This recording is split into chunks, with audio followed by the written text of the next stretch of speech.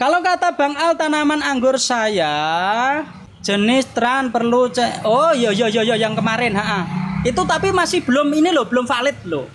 Karena daun itu hampir mirip-mirip. Oh yang sudah keluar bunga tadi kemarin ya. Karena banyak yang DM. Kemarin tuh ada yang DM menanam hanya menggunakan kokobit saja. Terima kasih Abang Kumelung ya. Jadi seperti itu ya, itu bunganya bagus kok. Nanti dia malainya akan panjang, bunganya lebih bagus ya. Itu belum final, hanya dugaan saja. Yang penting kan judulnya impor. Yang penting judulnya impor. Daun itu hampir mirip-mirip teman-teman ya. Daun anggur itu hampir mirip-mirip. Jadi kadang-kadang juga berubah-ubah. Kita nggak begitu memastikan, tetapi sudah terlihat impor gitu aja lah.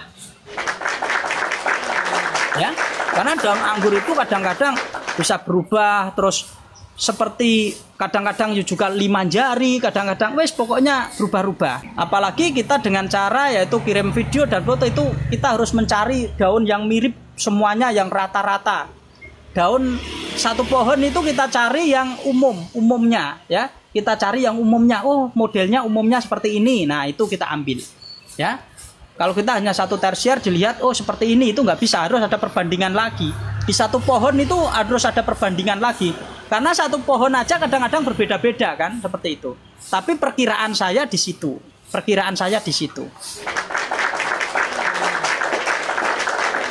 Jual bibitnya nggak jual saya teman-teman, tetapi saya hanya melayani offline ya. Tetapi kalau online ini sudah saya buka, yaitu untuk Pulau Jawa. Ya, untuk Pulau Jawa. Jadi kalau teman-teman kok di luar Pulau Jawa, yo sebelumnya saya minta maaf teman-teman. Ya. Ini varian Everest teman-teman. Ya, saya lebih fokus di Everest karena apa? Everest ini buahnya sangat bagus dan tidak mengecewakan. Jadi buat teman-teman yang ingin menanam tanaman anggur, ya menanam tanaman anggur itu tidak sulit kok. Ya, menanam tanaman anggur tidak sulit, menanam tanaman anggur itu mudah. Sebenarnya 3 bulan aja itu sudah bisa berbuah. Kalau teman-teman dari awal itu mempersiapkan media tanam yang benar. Ya, siapkan media tanam yang benar, itu insya Allah nanti hasilnya bagus. Jangan sampai teman-teman beli bibit tetapi belum ada media tanamnya. Inilah sesuatu kekeliruan yang sering dialami teman-teman semua. Karena apa? Karena teman-teman ini siapkan media tanam yang cocok. Tanaman anggur itu berbeda dengan tanaman lain teman-teman. Dia mempunyai sifat karakter perakaran ini seperti stroberi. Hampir sama stroberi itu sama. Ya. Hanya enaknya di anggur itu lebih mudah, dia itu kan ditanam di dataran rendah cocok. Kalau stroberi kan tanaman dataran tinggi. Jadi perakarnya itu serabut. Kalau kata saya lebih bagus rostoknya sama kecil sama entresnya. Iya. Kalau rostoknya kecil lebih bagus. Contohnya saya tuh kalau membibitkan rostoknya kecil teman-teman. Kenapa? Nanti bisa. Kalau teman-teman gede itu nanti jelek. Jeleknya apa? Biasanya mudah terserang anggrek, kering sebelah. Pertumbuhannya nggak bagus. Ya, saya sepil. Nah, kalau saya rostok sama entres itu bagusnya sama.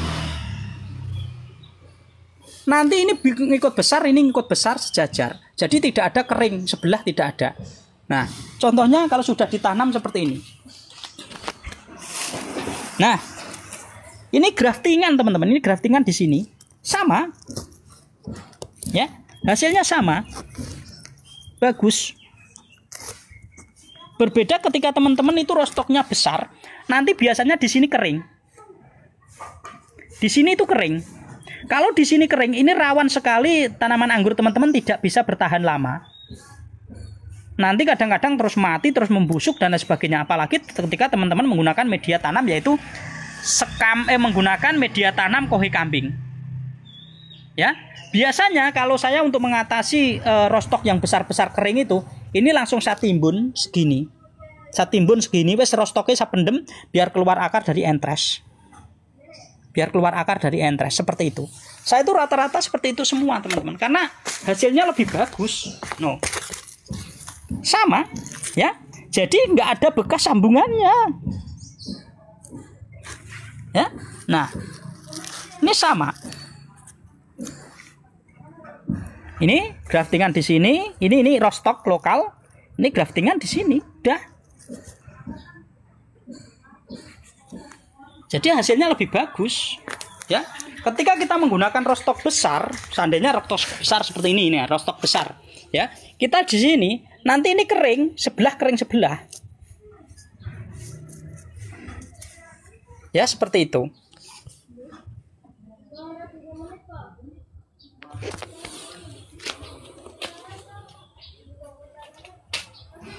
Biasanya ingin punya tanaman anggur tetapi tidak tahu caranya. Capek deh. Gampang kamu. Kalau ngikutin live saya terus, insya Allah nanti dapat masukan banyak kok. Ya. Kalau teman-teman ngikutin live saya terus, insya Allah dapat masukan banyak. Jadi tanaman anggur teman-teman juga nanti pertumbuhannya bagus, ya. Seperti itu. Intinya makanya buat teman-teman, rostoknya kurang gede. Kalau orang yang pengalaman rostok gede malah nggak seneng. Saya itu rostok gede nggak seneng teman-teman. Ya, kenapa? Yaitu nanti kering sebelah. Bibitnya mahal bro. Bibitnya saya 130 belum termasuk ongkir. Ya, 130 belum termasuk ongkir. Saya kira ya nggak mahal lah dengan ketinggian bibit yang sangat sekitar 80 70 cm, hampir 1 meter. Ya. Jadi perakaran sudah kuat. Ya. Jadi bibit-bibit seperti ini ketika teman-teman sudah dikirim ya, dikirim itu insya Allah aman. Ya, perakarannya sudah kuat. Ya. Jadi perakaran sudah kuat. Ini juga sudah saya latih nutrisi pupuk dari saya. Nanti kalau teman-teman pindah tanam langsung pakai, langsung ini banyak. Ini banyak teman-teman di rumah yang satunya, tetapi ini baru saya ambil beberapa saja ya. Tetapi saya lebih prioritas yaitu varian Everest. Kenapa? Everest buahnya besar, rasanya manis, dan ini sangat cocok sekali untuk teman-teman ditanam di skala kebun. Skala kebun itu dia lebih kuat ya, daunnya tidak cengeng, tanamannya tidak cengeng. Bang Al, tanaman anggur saya selalu kena jamur. Sudah pakai pupuk dari Bang Al juga tetap. Loh, jamur ya penyemprotan toh Abang. Jamur bukan pemupukan. Jadi kalau sering tersenang jamur berarti daunnya harus disemprot Abang, ya. Pupuk ini untuk mendukung kesuburan pertumbuhan, ya. Jadi kalau jamur ya harus disemprot Abang. Sudah disemprot belum? Iya, di lahan terbuka. Ya, di lahan terbuka harus rajin melakukan penyemprotan. Kenapa ya yang bilang jangan pakai media kokobit, Bang? Media kokobit ini, teman-teman, dia itu kelembapannya tinggi. Jadi, ketika teman-teman menggunakan kokobit tidak bisa fermentasi. Ini seperti kohe kambing sama. Ya. Kokobit saya gunakan untuk pembibitan saja, teman-teman. Kokobit saya tanam untuk pembibitan saja. Tetapi kalau digunakan untuk menanam, apalagi menanam di tanah seperti ini, khusus kokobit, ini kelembapannya tinggi. Jadi nanti perakarannya busuk. Karena media tanam itu untuk anggur, itu dia membutuhkan keporosan. Ya, tidak kepadatan. Ya seperti itu. Ya. Jadi teman-teman kalau mau menggunakan kokobit, itu saran saya campurin sekam bakar lah 1:1. 1:1 dan kokobit ini sudah aman dari zat tanin. Kalau teman-teman kok langsung terus digunakan kokobit baru, saya jamin tanamannya nggak tumbuh-tumbuh. Kenapa? Karena zat tanin ini akan memperlambat pertumbuhan tanaman teman-teman. Ya seperti itu. Ya. Jadi kokobit ini untuk apa kalau saya? Ini untuk pembibitan teman-teman. Ya, untuk pembibitan. Dan juga saya biasanya tetap saya campurkan ke media tanam karena apa? Karena kokobit ini bahan media tanam yang tinggi unsur kalium adalah kokobit. Ya. Nah, atau teman-teman begini. Teman-teman itu kan punya blung besar, isi 200 air. Kasih kokobit. Itu terus difermentasi. Nanti ambil kokobitnya, airnya kita fermentasi. Itu jadi pupuk kalium. Itu jadi pupuk apa? Jadi pupuk KCl, kalium tinggi. Ya, seperti itu teman-teman. Jadi kenapa saya menggunakan kokobit kadang-kadang saya campurkan? Karena kokobit ini saya butuhkan, ya, untuk mengambil unsur kaliumnya secara organik, secara pupuk buatan lah ngono.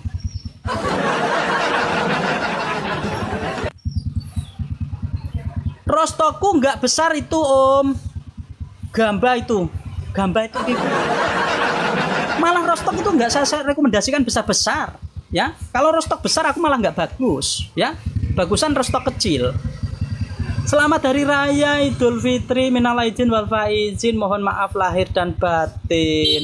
Sama-sama abangku ya, Bang Gultom ya, semoga berkah selalu. Saya juga minta maaf ya lahir batin, pokoknya kosong-kosong lah. Aku tidak menganggap teman-teman punya salah ke saya, dan semoga teman-teman juga demikian. Kalau tappingannya nggak kebaca jangan marah ya. Kalau marah aku dosa dong. Kalau media tanam pakai kompos dicampur tanah dan ratio, bagaimana Bang? Ratio ya apa ratio?